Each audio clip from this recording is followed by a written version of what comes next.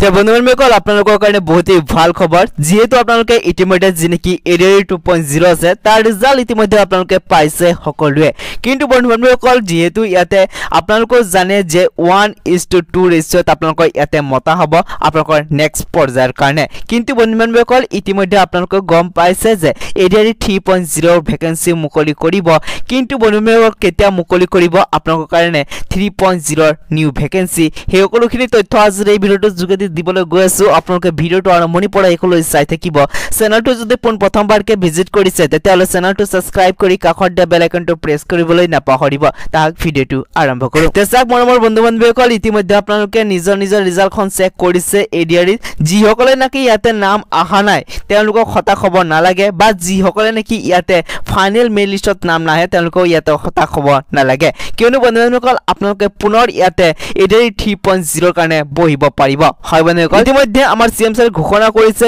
যে আপোনালোক 2025 বৰ্ষৰ শেষৰ